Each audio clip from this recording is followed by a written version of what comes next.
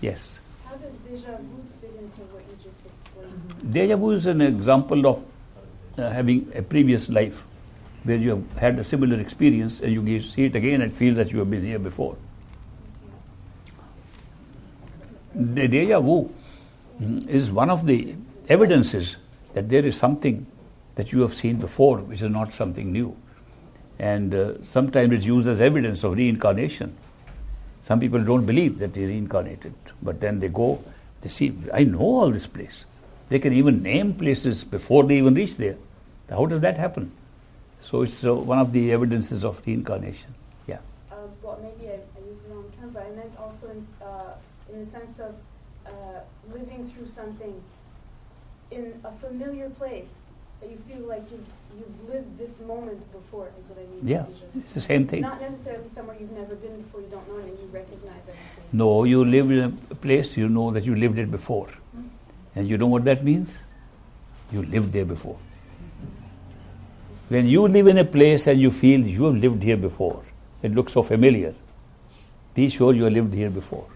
But not in this body. Yeah, it's not what I mean though. But not in this body. Yeah, no, but that's not what I mean. What I mean is, because I've lived this before where it's in a familiar situation, my own home, but then a series of events happen that I know it's going to happen and then it happens, is what I mean. You mean the premonition, you have some idea beforehand what will happen.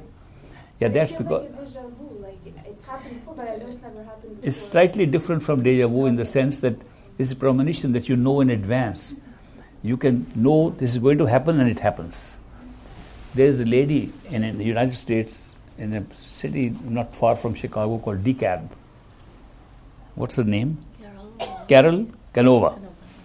She's a lady, I met her at a Spiritual Frontiers Fellowship meeting. And she gets dreams. And she sees exactly something and it happens 1 week later. And it's natural to her. She doesn't know how it happens. She never practiced anything. Just as a gift like this. So she came to see me in Chicago.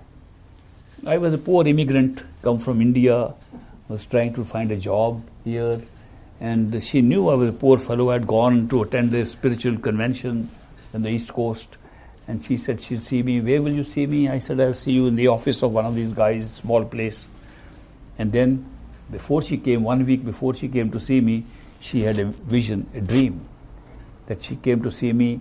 I was sitting in a big hotel lobby, and I was not sitting, that she was waiting for me in a big hotel lobby. I came in a big stretched limousine, huge big limousine. They stepped out. And she said, this fellow can't be having that kind of limousine and come there. But she recorded it. She used to record all these in a journal. Every dream she recorded. So after a week, just before she was coming, my host there called her, meet us in the hotel. And she came to the same hotel which she saw in the dream. And then she said, but now what about the limousine thing? That friend of mine bought a limousine just the day before, and it landed up the exact scene. She was sitting like this with a journal open. Read this last week's dream. These things happen. This is almost like that guy telling me what I'm going to think. But this premonition comes up because it's an access we have to our own future, which also means the future is pre-written. We couldn't have it that way. So when we can see something in advance, it means that it's already there. So it means you're somehow connected to that higher place. Actually, you are always connected. Yeah, but you see it for a second. Yeah. Once in a while, you get a sudden awareness of it. Right. It's like a glimpse of it. You get these glimpses. There was a very strange case that happened in England. And there were 3 elderly ladies. They were friends. Mrs. One was spinster, 2 were widows. Mrs. Brown and Miss Smith and some other Mrs. John. I don't remember exactly their names. There are 3 of them. And Mrs. Smith, one of them died. And the other lady saw the obituary notice in the newspaper. And she was very sad. So she called the 3rd lady. You know, our friend died this morning and died last night, and there's in the newspaper an obituary notice. And she said, what are you talking about?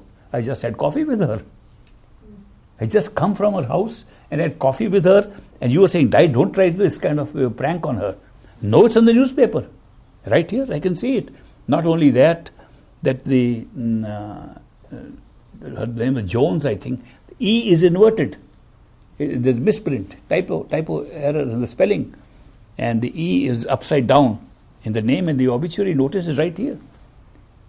She said, don't worry, I'll come and have some coffee or something, stabilize yourself. And I don't think she's alive. So she comes to her house and says, where in the paper does it say? And she opened the paper, and they see every page there's no obituary notice. This woman saw it. I saw it with my own eyes. He said, we are getting old, so we have to be a little careful of these things. She said, no, I saw it with my own eyes. That night, the woman dies. Next morning, obituary notice appears with the E upside down. She was able to see it one day earlier.